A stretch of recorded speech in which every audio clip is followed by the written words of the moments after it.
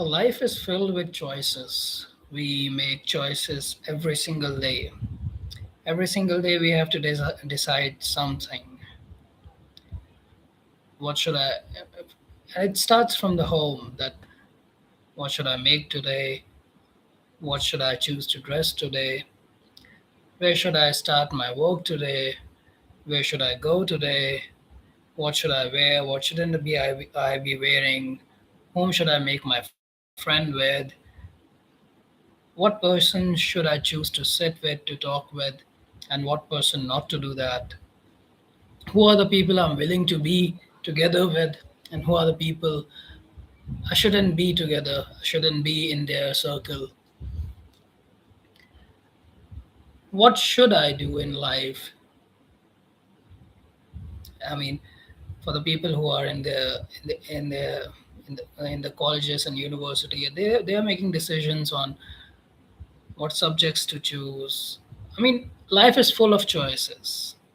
There are so many examples that which can be given, but you get my point that life is full of choices. And making wrong decisions cost us something. Making wrong decisions cost people a lot of pain and grief and a lot of hardship. Wrong decisions, wrong choices. Maybe it was a wrong industry you chose. I I have this friend of mine I know that whom I know that he was studying extremely hard.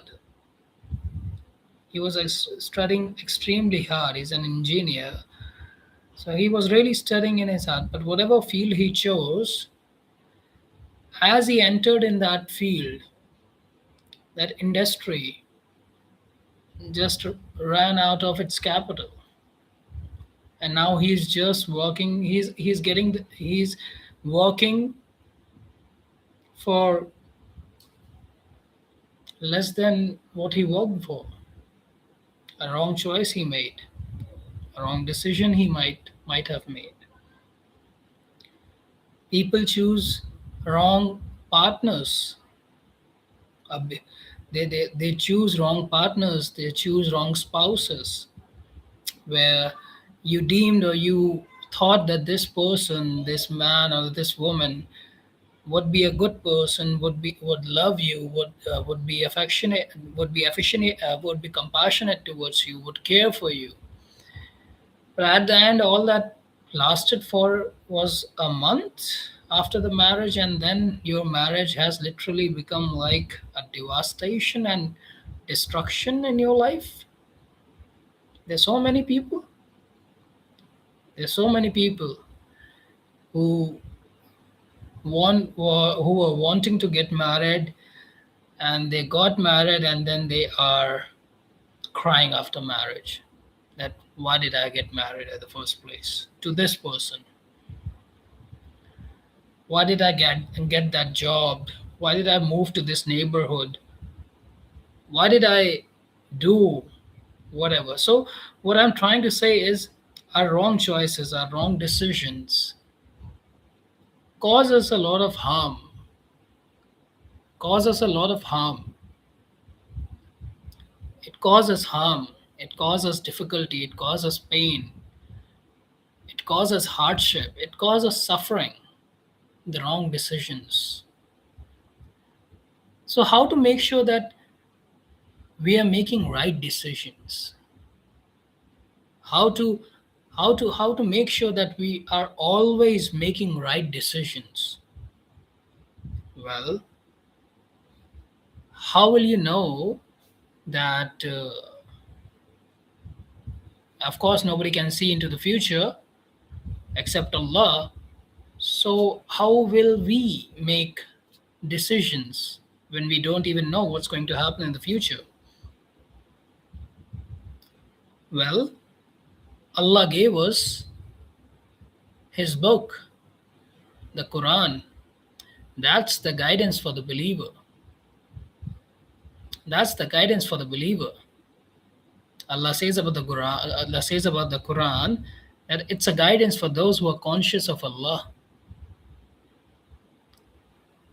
If when you and I are following the guidance of Allah, we can never go astray. You can never make a wrong choice based on the decision you made by the guidance you gain through the Quran. That can never happen. That can never happen. Now, one might say that, yeah, the Quran is absolutely the ultimate guidance. But how shall how shall I how shall I know that what major should I be taking in the graduation? Will Quran give me guidance for that? Yes, it will. Yes, it will. See, Allah says Allah says about the Quran that this is your book.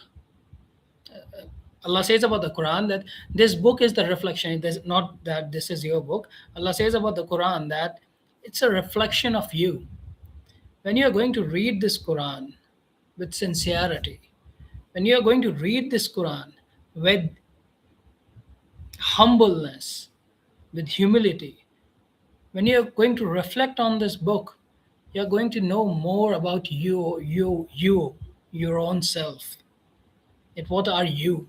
Where do you stand? Where do you stand? The more you are going to explore the Quran, the more you are going to know about your own self. And when the more you know about yourself, the better decision you are going to make. I mean, I never knew what to do. I never thought of even creating a YouTube channel in my life. This camera was the least used feature on my mobile phone because I didn't like to be on the cameras in the first place. But here I am with a YouTube channel. I never thought of getting into the industry I am in, but I am in. I never thought that I'll become a teacher one day. Teacher? Me? I was one of the most horrific kid in the school. Yet my first job which I got was a teacher. I never thought that I'll be in the finance industry in the first place. I never thought I'm going to study economics. I never thought that I'll be interested in finance. But here I am in the finance industry. And I didn't choose these things just randomly. No. No. It's the guidance of Allah.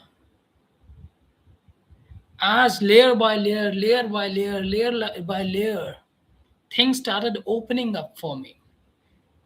Things started becoming more clear and clear and clear. Allah says about the Quran, this book is the book which make things clear to you. You have to spend time with this book.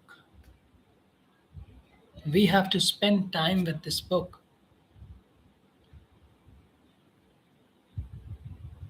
Take the example of a spouse. You really, really love that man or a woman, boy or a girl.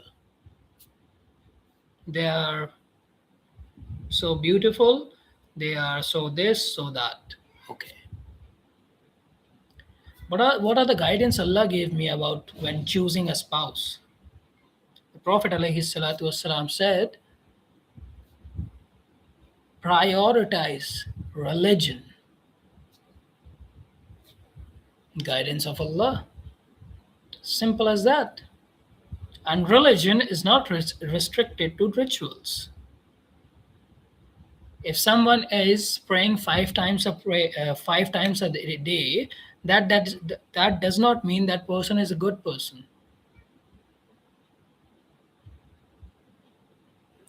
I'm reminded of this event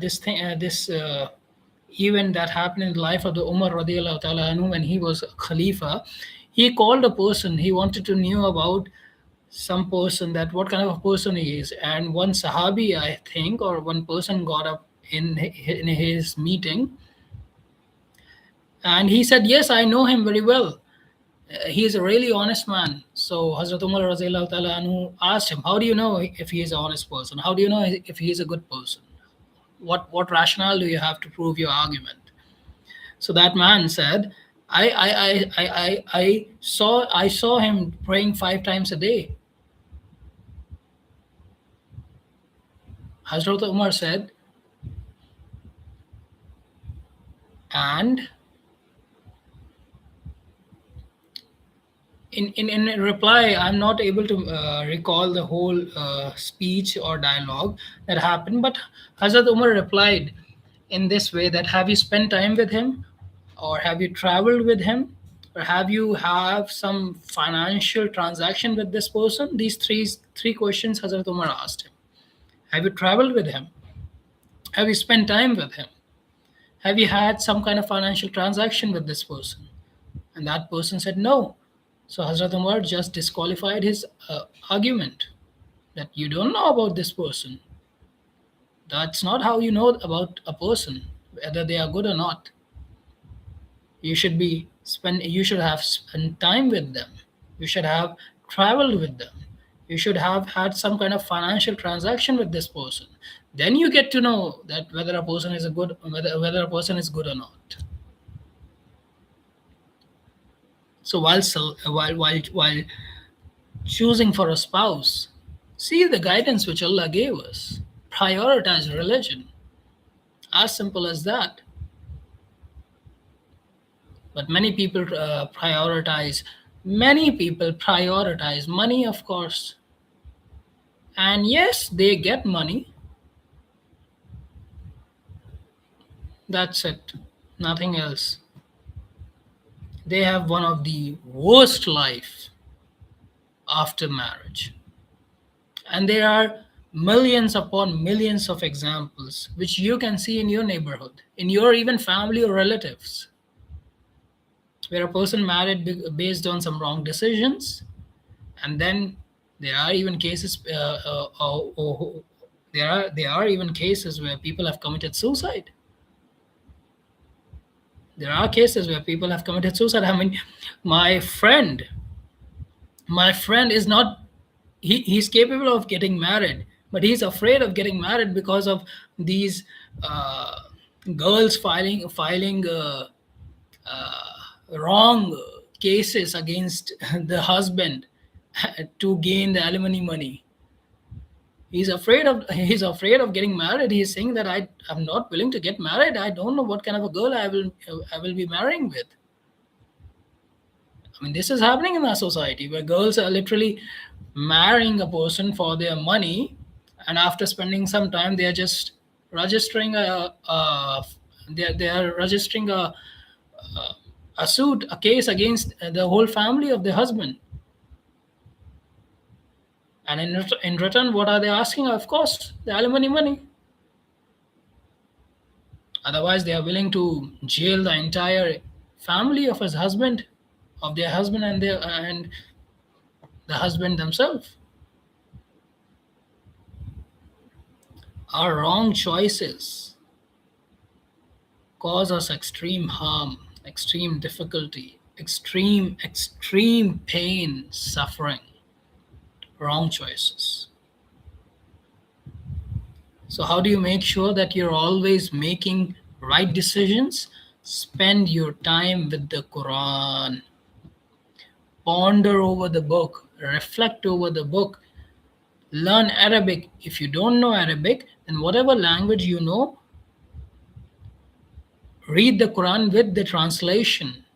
And don't just read the Quran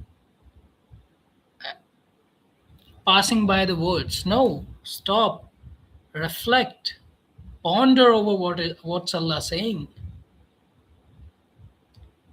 And wallahi, the more time you spend with the Quran, the more and more and more you are going to explore your own self, that what are you. The Quran opens itself in ways you can't even imagine.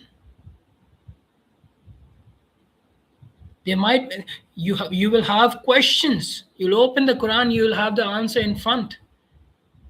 You'll be in confusion of what decision to make. You'll open the Quran and you'll find a story of a prophet in that similar situation, and you'll get the guidance of what decision to make.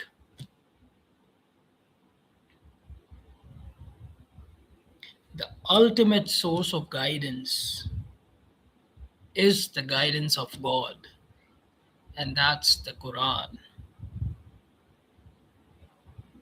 Read it, spend time with it, read it again and again. From the day I started reading the Quran with translation, I've never read the Quran again with the same eye. What I'm trying to say, if I've read the Quran once and I understood in this manner, the next time when I'm reading the Quran opens itself in a new ways I didn't even saw them when I was reading the first time. And then that happens in the third time and the fourth time, and it's always happening till this day. Every time I open the Quran opens itself in a ways I haven't. I I literally get shocked. I literally get shocked, and it's a mercy of God. It's not. It's nothing you can do. You have to put in efforts. Allah will give His grace.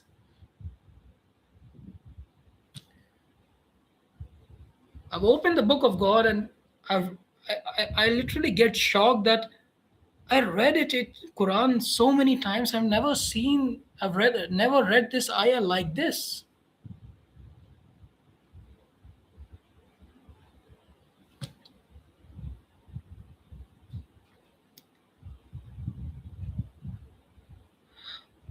So this is the principle.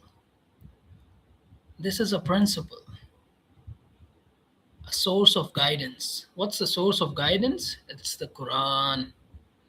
Make Quran a part of your life. A part of your life.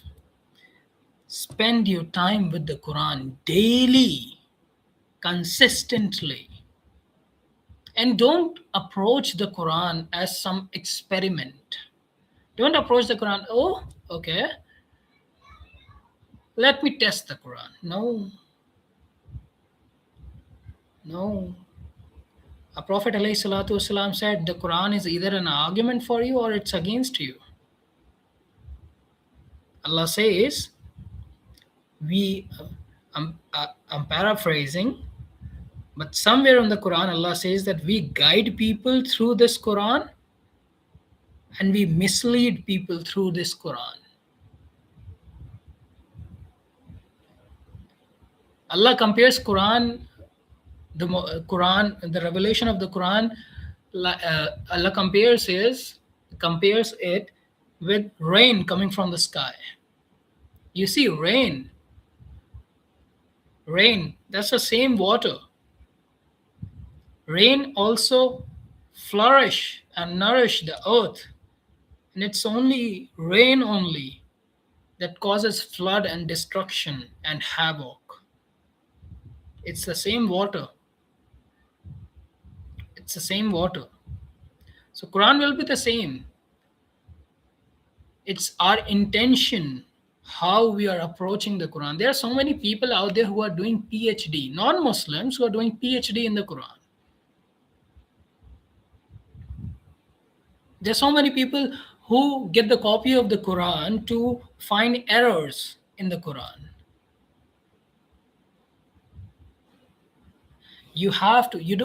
Don't experiment Quran. No, it's a book of God. Have humility when you approach the Quran. Allah says in the Quran, Surah Al-Baqarah, ayat number 2. Ayat number 2. This is the book about which there is no doubt. Don't doubt this book. Don't have doubts about the Quran. No, complete certainty. And then Allah says, a guidance for those conscious of Allah. Allah put a condition over here. Quran is the guidance. Yes, it is. For whom? For those who are conscious of Allah. The people who have the taqwa of Allah. You cannot be experimenting with the Quran. You cannot be testing the Quran. No. You have to approach the Quran while being conscious of Allah. That Allah says that there is no doubt in this book. This is the absolute truth. This is the book of God. And Allah says that for those who seek guidance, they will get guidance from this book. You have to bring this attitude of humility and certainty to the Quran. And every time you have to do that.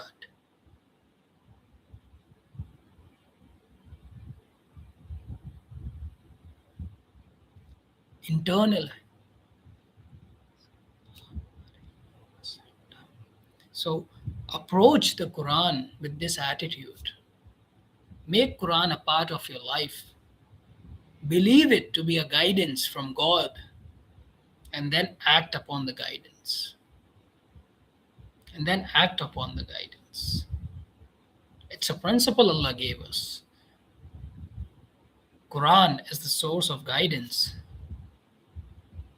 What's a source of a guidance for Muslims or humanity? It's the Quran. And Quran is not just for scholars. Quran is for every human being. Quran is not just for scholars. I mean, there are communities on this planet which have this say that don't approach the Quran by your own, otherwise you might get misled. A'udhu billah. A'udhu billah. I mean, what?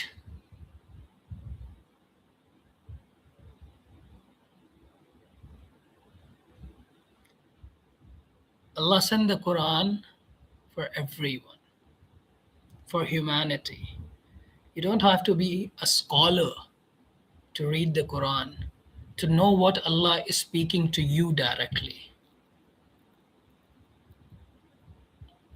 You don't need a mediator between you and Allah. You don't need a mediator. You don't need some Maulana to now, of course, there are speciality. I'm not talking about speciality right now. I'm not talking about tafsir right now. I'm talking about translation. I'm talking about reading the Quran, reading the translation, and knowing what Allah is saying. Yes, there are academic studies about the Quran. I don't deny that fact, and I'm not a scholar, of course. But saying that you cannot approach the Quran without a Maulana, that is not true.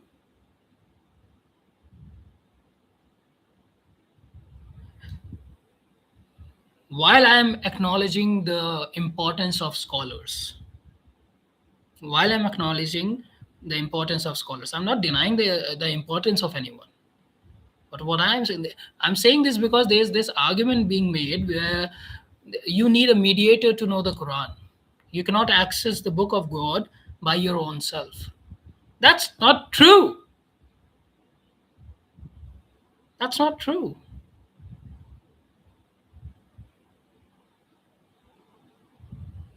Allah says in the Quran, Allah Himself says in the Quran, who this book has no doubt in it. And it's a guidance for those for whom. Allah says in the Quran, it's the guidance for whom?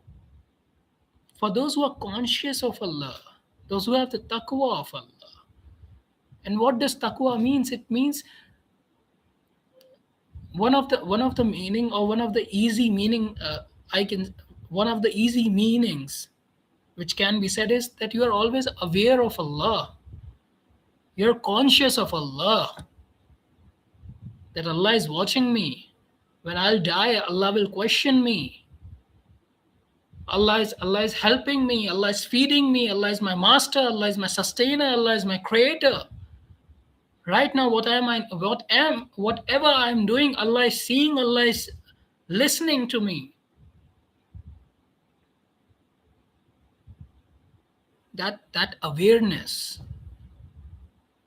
that's the taqwa of Allah. Allah doesn't say that you need to be a scholar to read the Quran. No. Allah doesn't say that you have to have these many degrees or these many speciality to get the guidance from the Quran. No. Allah says himself, a guidance for those who are conscious of Allah. If you are conscious of Allah, you qualify to gain the guidance of the Quran.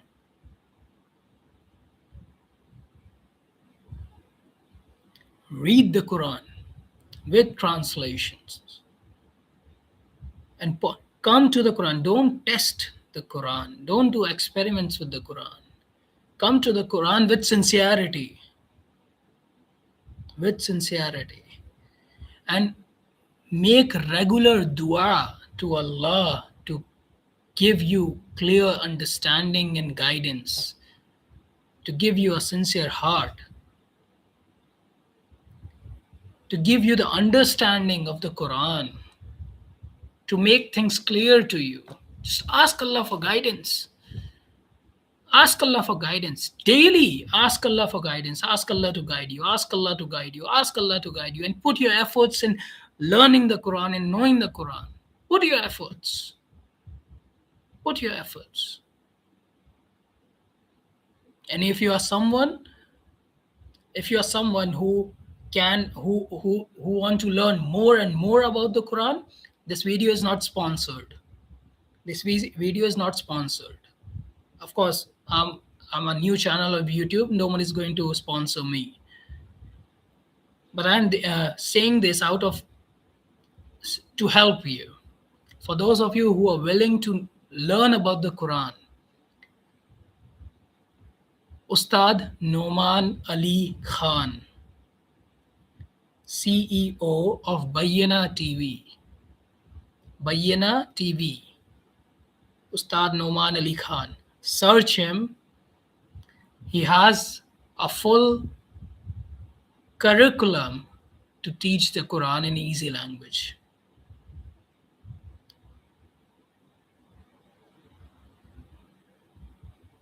Get a subscription for Bayyana and learn the Quran over there. He is one of my ustad.